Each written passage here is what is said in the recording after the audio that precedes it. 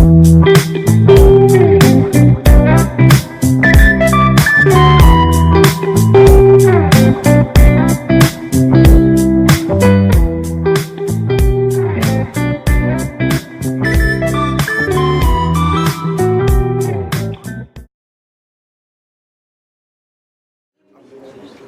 fait, on est un organisme de développement économique qui avons comme mandat de soutenir le développement de notre milieu. Donc, le développement de notre milieu, c'est large. C'est le développement économique principalement, mais c'est aussi le soutien à des organismes, soit des artisans, regroupements d'artisans et de la région. C'est la mise en place de certains comités liés à la main-d'œuvre, liés à l'amélioration de la rétention du personnel, parce qu'aider les entreprises à se développer, c'est aussi faire en sorte de lui donner accès à du capital humain. D'accord. Donc, comment on est capable d'attirer dans la Matanie des gens de l'extérieur, des jeunes idéalement, pour venir soutenir l'emploi que les entreprises offrent.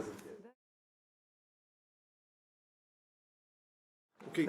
Donc, évidemment, l'entrepreneuriat rural, pour nous autres, c'est de travailler avec des petites entreprises. Ouais. Donc, des entreprises qui ont, comme on le disait, là, 60% de nos entreprises ont moins de 5 employés. Donc, c'est des entreprises qui sont souvent peu capitalisées, qui ont plus difficilement accès à du financement, qui ont aussi peu de ressources, peu de compétences à l'interne au niveau de la gestion de leur propre entreprise. Donc, on est là pour les accompagner, les conseiller, et évidemment les diriger vers des ressources parfois plus spécialisées que nous autres, dépendamment des besoins qu'ils peuvent exprimer ou des problèmes qu'ils peuvent rencontrer. D'accord. Si on prend par exemple un client qui arrive au bureau Oui. et il veut rencontrer un conseiller aux entreprises, évidemment, la plupart du temps, on va le recevoir au moment présent, à moins qu'on soit en rencontre déjà, mais sinon on l'accueille, on tasse ce qu'on fait, on reçoit notre client et on va essayer de lui faire parler sur son projet. D'accord. Donc, nous préciser pour savoir, il en est rendu où dans la précision de son projet d'entreprise. Est-ce qu'il a vraiment réfléchi aussi est au tout début de ses réflexions? Et de là, on va l'accompagner pour le faire évoluer, pour lui faire prendre conscience et connaissance s'il y a effectivement un potentiel ou non dans la région.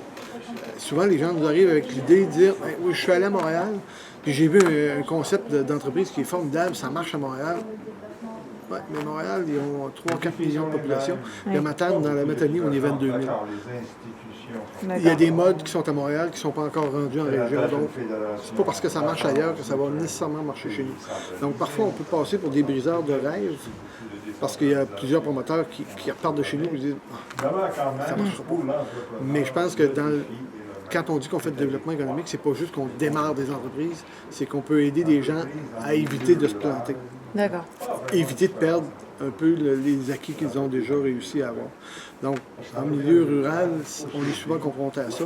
Souvent aussi des gens qui ne sont pas nécessairement... ils n'ont pas une qualification très élevée au niveau de la gestion de l'entreprise. Ça peut être des très bons manuels, mais ils n'ont pas nécessairement ces aptitudes-là. Donc, il faut les accompagner, lui donner un peu de formation. On n'est pas une maison d'enseignement, mais les peu de connaissances qu'on a, on peut essayer de transmettre pour réduire évidemment le recours aux ressources professionnelles qui sont souvent coûteuses. Beaucoup le bouche-à-oreille, beaucoup le référencement par des gens qu'on a aidés, qui vont parler avec des amis qui ont une idée d'entreprise puis qui vont se faire conseiller d'aller voir la SADC. On n'est pas très actifs dans les médias. Évidemment, on a Facebook, on a des publicités qui sortent à l'occasion dans les journaux, à la radio, là, c'est probablement des thèmes, des fois, là, qui sont mis en valeur par les médias, mais c'est surtout le référencement par des clients. Mais écoute, je trouve ça fantastique qu'on puisse échanger sur nos habitudes ou sur nos expériences respectives.